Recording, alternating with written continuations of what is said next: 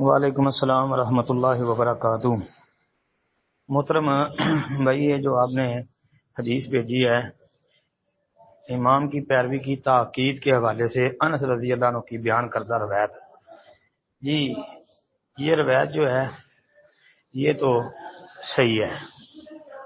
اس بارے میں یہ ایک دو باتیں یاد رکھیں۔ ایک بات یہ کہ یہ روایت یہ تو ثابت ہے، صحیح حدیث ہے۔ اچھا، دوسری بات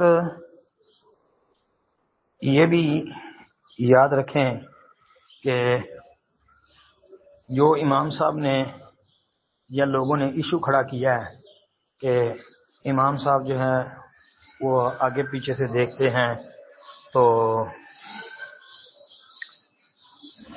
ان کو پیچھے سے بھی نظر آتا ہے، تو ان کو جب تک امام مقتدیوں کی طرف رخ نہ کر لے، چہرہ نہ کر لے، تب تک کوئی اپنی جگہ سے ہلے نہیں۔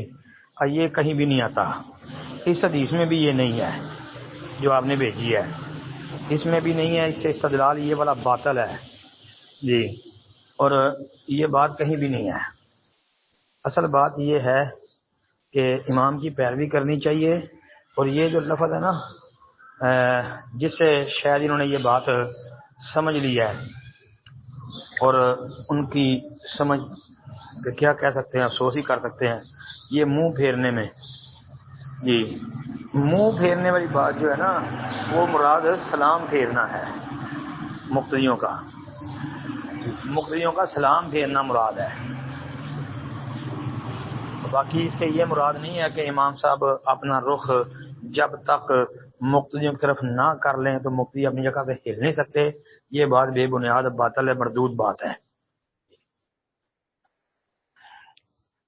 اس لیے ایسی بات نہیں کرنی چاہیے، نہ اس طرح کے باتیں کرنی چاہیے۔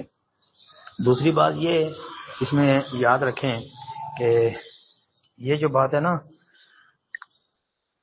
کہ تم مجھ سے نہ رکوع میں پہل کرو، نہ سجدہ میں، نہ قیام میں، اور نہ منہ پھیرنے میں، کیونکہ میں تمہیں اپنے سامنے اور پیچھے سے دیکھتا ہوں۔ اور یہ نبی کریم صلی اللہ علیہ وسلم کا معجزہ تھا۔ صرف آپ علیہ الصلوۃ والسلام جو ہے نا وہ جس طرح آپ کو آگے نظر آتا تھا اسی طرح پیچھے سے بھی نظر آ جاتا تھا، اور اس کی کئی مثالیں ہیں۔ صحیح بخاری کے اندر وہ حدیث مشہور ہے کہ نبی علیہ الصلوۃ والسلام نماز پڑھا رہے تھے، رکوع کی حالت میں تھے، تو ابو بکرہ سقفی ایک صحابی تھے، ان کا نام تھا ابو بکرہ سقفی رضی اللہ عنہ۔ وہ نماز کے لیے مسجد میں داخل ہوئے تو رکوع کے اندر تھے، آپ رکوع میں تھے، اور وہ صف کے پیچھے سے رکوع کر کے رکوع میں ہی چلتے چلتے صف میں شامل ہو گئے۔ یہ بھی نبی علیہ السلام کو پتہ چل گیا تھا جی۔ اسی طرح وَلَقَدْ عَلِمْنَا الْمُسْتَقْدِمِينَ وَلَقَدْ عَلِمْنَا الْمُسْتَأْخِرِينَ، اس آیت کریمہ کی تفسیر وہ بھی اگر آپ کو پتہ چل جائے تو وہ دیکھ لیں، اس کے تحت بھی کچھ روایات اس حوالے سے ملتی ہیں۔ تو یہ آپ کا معجزہ تھا، اور یہ بات یاد رکھیں بس۔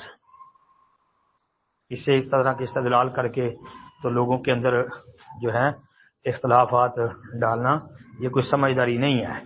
السلام علیکم ورحمۃ اللہ وبرکاتہ۔